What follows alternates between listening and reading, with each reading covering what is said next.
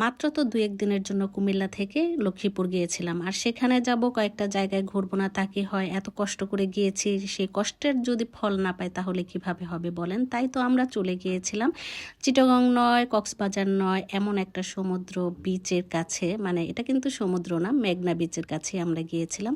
আর সৌন্দর্য দেখার জন্য কিন্তু অনেক অনেক টাকা খরচ করে যে যেতে হবে তা না।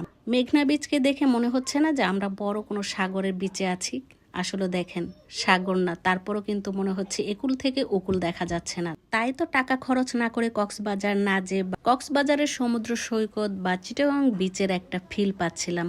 তাই তো দলবল নিয়ে চলে যাচ্ছিলাম। আর বিকেলে যাওয়ার একটাই কারণ হচ্ছে সূর্যাস্তটা দারুণভাবে উপভোগ করব। আসসালামু আলাইকুম, আশা করি সবাই ভালো আছেন। আলহামদুলিল্লাহ, আমিও আপনাদের দোয়ায় ভালো আছি। মেঘনা বিচের সৌন্দর্য দেখার জন্য যে ভাই আমাদেরকে নিয়ে যাচ্ছেন তার কাছে অনেক অনেক কৃতজ্ঞ, ধন্যবাদ। ভাই যদি সেখানে না নিয়ে যেতেন তাহলে তো আমার জানার বা দেখার কোনো কথাই ছিল না, তাই না? আর এই সৌন্দর্যটা কিন্তু দেখতেও পেতাম না। এখানে মানুষ এসে এত ভিড় জমায়, আর দোকানপাট থেকে শুরু করে মানুষের ব্যবসা বাণিজ্য, খাওয়া দাওয়া, হই হুল্লোড়, আড্ডা, সব কিছুই কিন্তু এখানে খুব ভালো চলে।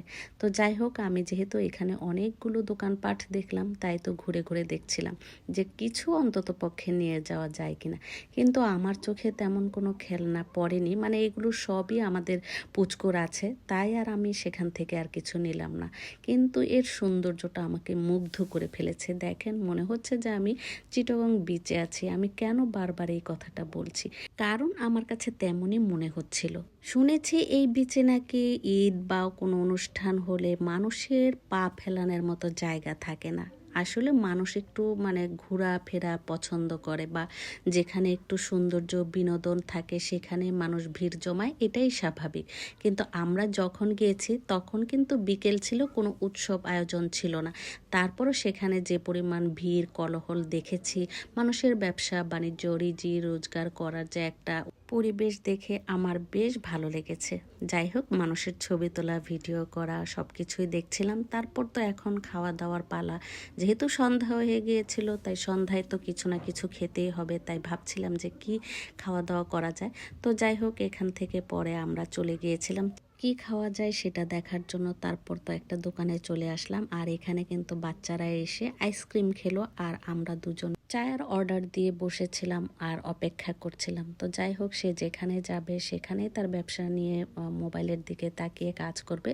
তো যাই হোক, এই ছিল আমার ছোট্ট একটি ব্লগ। নেক্সট ব্লগ দেখার আমন্ত্রণ জানিয়ে সবাইকে অনেক অনেক ধন্যবাদ। আজকের মতো শেষ করছি।